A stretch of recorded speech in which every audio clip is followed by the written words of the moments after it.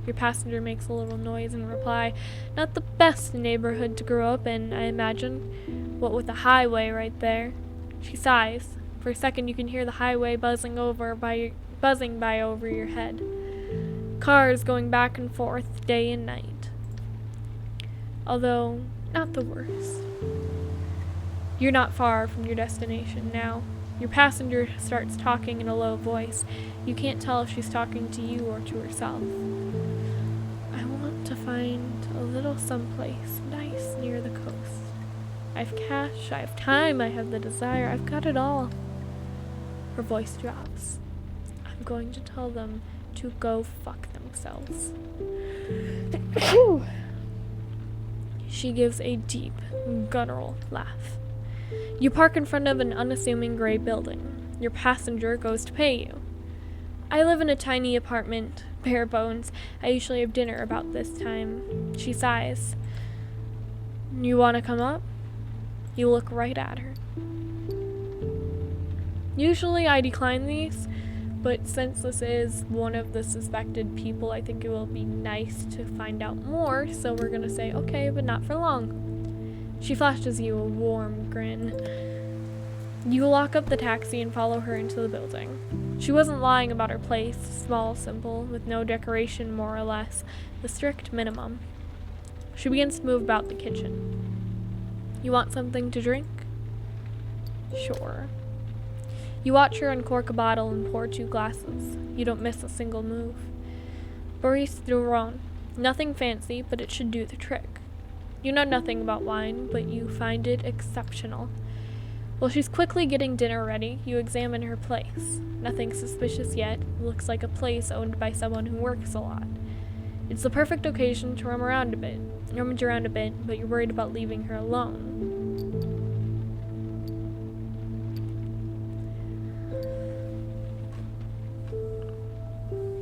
So, the first option might annoy her, possibly, might be fine. Second option is probably what I would go with, but I'm a little bit worried about leaving her alone. For example, what if she put something in my food? But I'm gonna risk it, I think, because I don't think that she would this early in the game. So we're gonna ask her where the bathroom is. By the front door, just after the bedroom. You nod and start working around. It's a really small place. The bedroom looks as narrow as it does comfortable. The bathroom is clean and simple. And that's it. Nothing suspicious, no surprises. When you come back, she's done cooking. It's ready. You watch her hand as she prepares your plate. Soft, efficient, in control. She's a pro. She pushes the plate over to you, a ruby-colored tuna fillet, cooked on one side, raw on the other.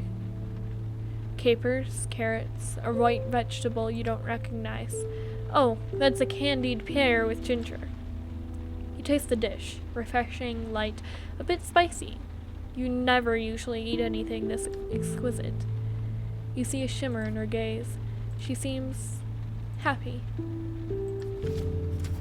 An hour later, you go back downstairs.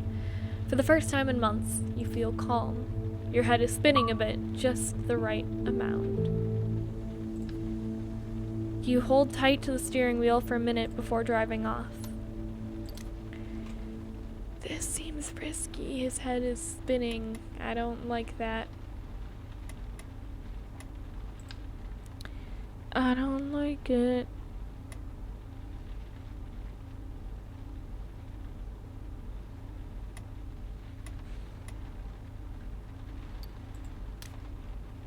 The next passenger is heavily pregnant.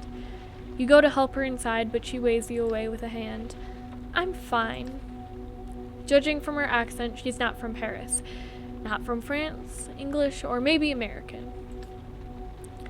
Things just take a bit longer these days. She settles in, adjusting her coat and around her huge belly.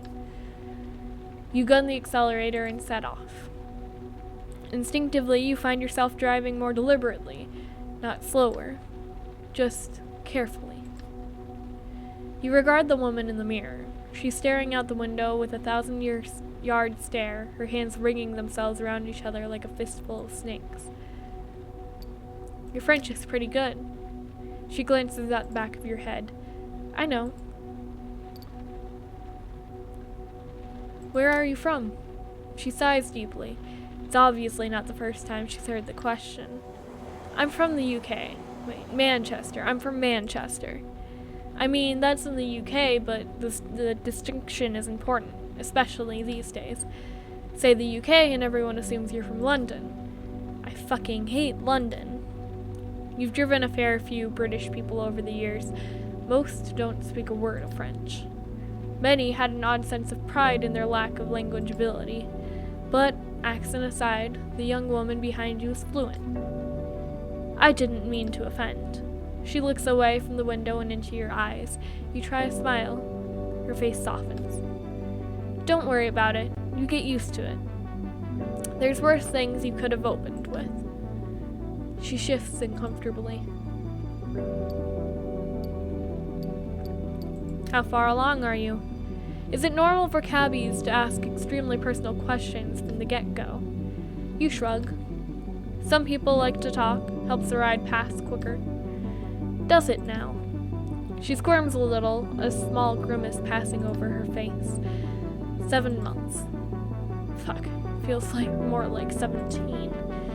You have any idea how hard it is going for a piss in a crowded shopping center carrying another human around for like a fucking personal bus service? Another human whose favorite pastime just so happens to be giving your bladder a swift kick every 20 minutes. She blows out a sigh. It sounds like hot air escaping a kettle. It's pretty fucking hard. Her tone is harsh, but looking back you see her hand stroking her belly, and a small smile linger briefly on her lips. She's a feisty one, that's for sure. That's her French side. She's half French? Not sure it's half. I'm the one doing the heavy lifting. But definitely a good third or so, yeah.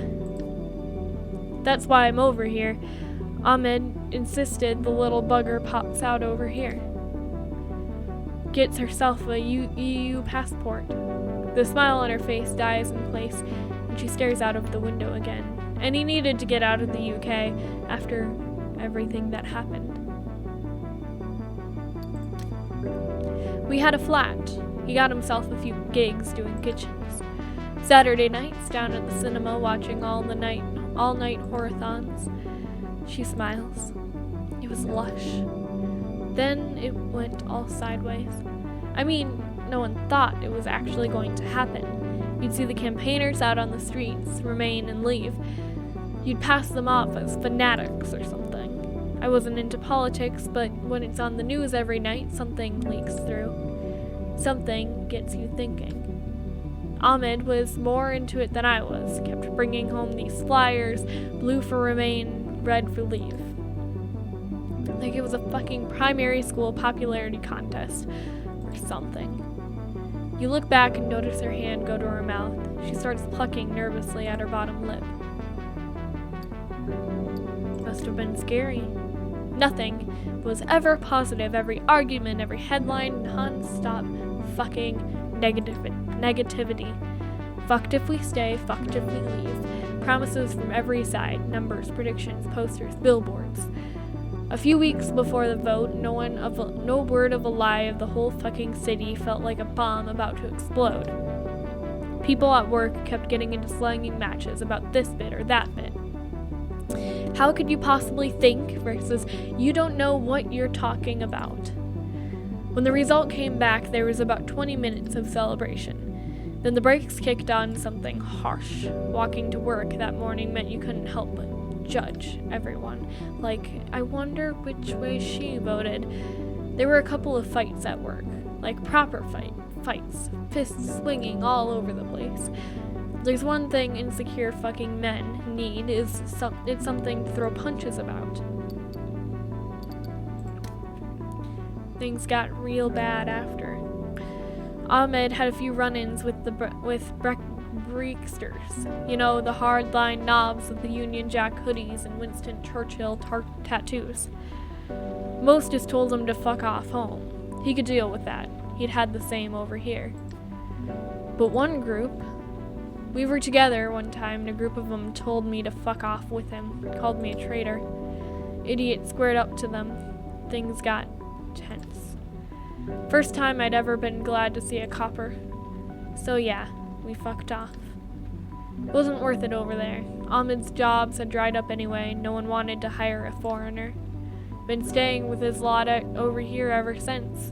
Spare room. His mom doesn't speak a word of the Queen's. Her dad tries, bless him. They love baked beans. She smiles to herself. But now this one's almost here. I don't know. I don't fucking know. She shifts again, the seat creaking under her weight. That's a sound you seldom hear. What would have you done? I mean, if you lot had ever have a Frexit vote or something, how would you vote? I don't know. I don't really know what would happen either way, so how could I make a reasoned choice? It would just be guessing. Then again, if I can't make a decision, who can? But you'd just pretend it wasn't happening? Close your eyes, hope everyone else makes the right choice for you? Nah, mate. Nah. Her accent thickens as she goes on. One way or the other, you have to take a side. Nothing that irritates me more than just those cheery fucks in the middle telling everyone to just get on. That's not people, is it? We ain't designed to get on. Put two people on an island with enough food for both, and within half a fucking hour, one of them kicked the shit out of the other over some biscuits. Problem wasn't the voters guessing. Problem was the people asking the question, making shit up. Using photos from Africa, saying they were immigrants wanting into the UK. Putting up numbers on the side of fancy red buses, telling us horror stories about rioting and civil war. That were the problem. Not our fault if we had to guess.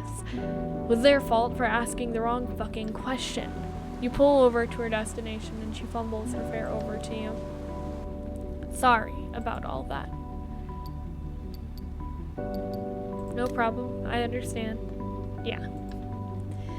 At least over here everything's, well, over there. And I don't have to think about it every fucking moment. She moves to leave. You go to help again, but she smiles a refusal at you. Really, it's okay. But I appreciate the offer. Makes me feel welcome. A few moments later, she waddles slowly to a door. Her hands continue to twist themselves into shapes as she waits for an answer until finally she disappears inside. You sigh and set off into the night. Let's take our profits and let's call it a night.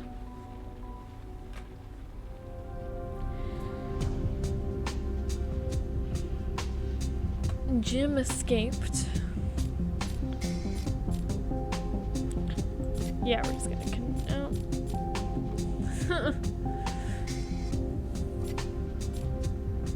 Okay, oh no, that's bad.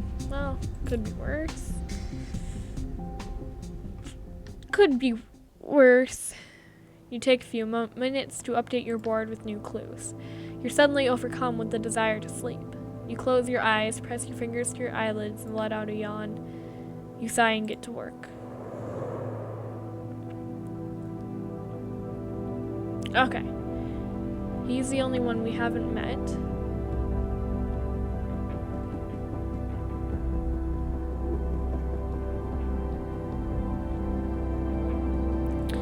And we still don't know enough.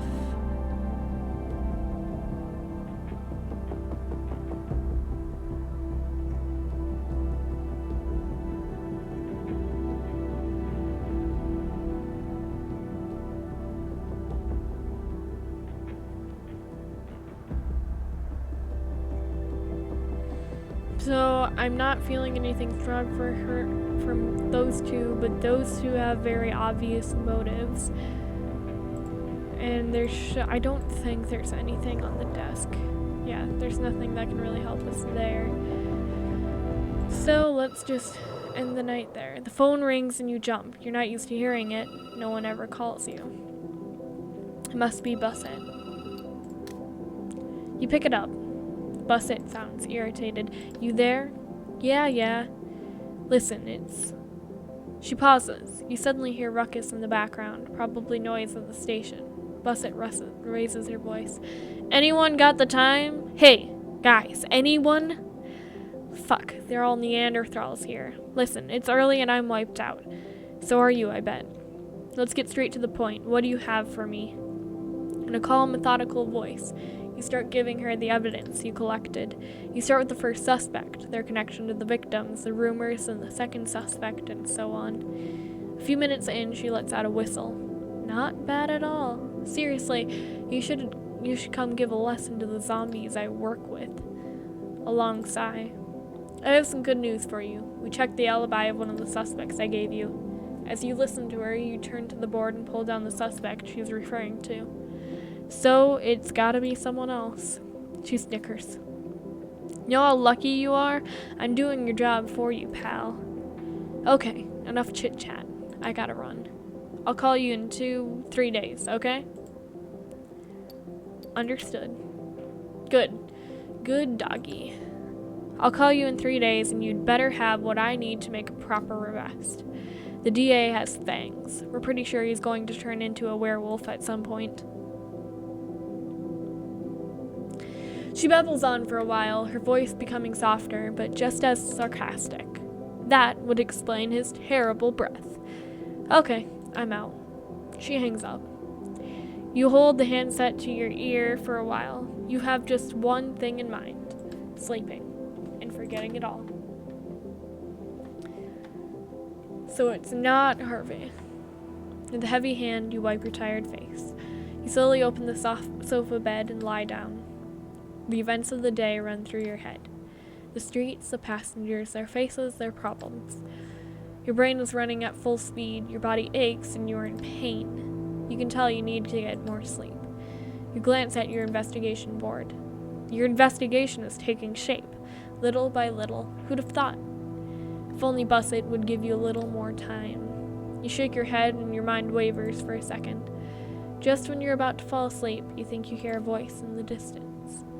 He's crying. You jump, without understanding where the voice is coming from. Outside, Paris is waking up, and you fall asleep. Interesting.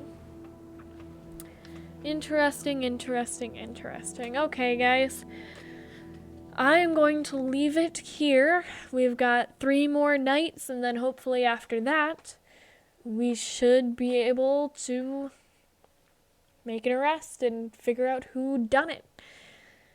I will link the playlist in the description. That will be the playlist where I'm going to put all of these episodes. And until next time, I'll see you guys later.